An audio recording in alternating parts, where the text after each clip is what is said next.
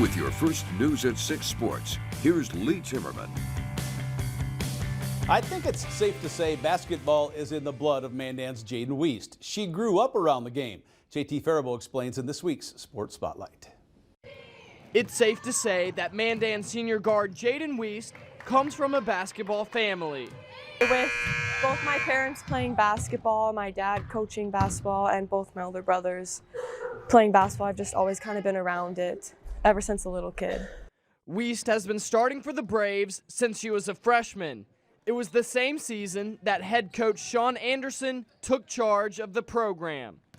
Jaden's one of the hardest workers I've been around in the gym. I mean, she's one of those girls who, she's going to go home and watch hours upon hours of film.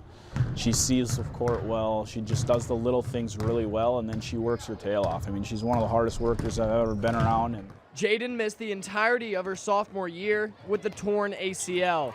After all that time away, she rebounded by having a stellar junior season with the Braves, leading her team with over 12.5 points and 3.5 assists per game.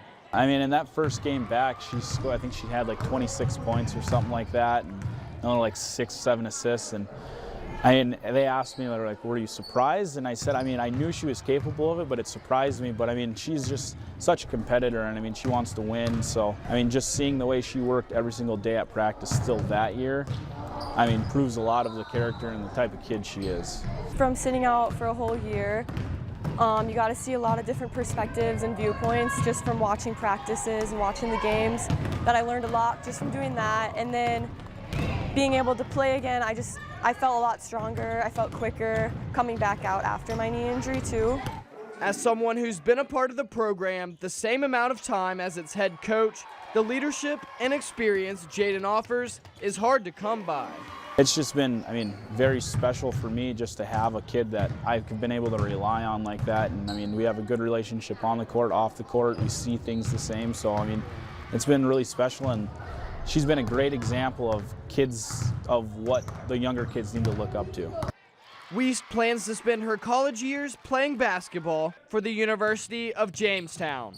With the spotlight on Jaden Wiest, I'm JT Faribault reporting for your news leader.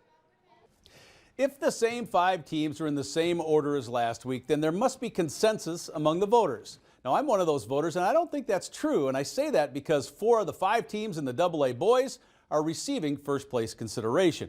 Century won for the 7th straight time to open the season last night, scoring over 100 points. However, the Patriots still have 3 teams above them in the ranking. Those 3 are North, Davies, and Minot.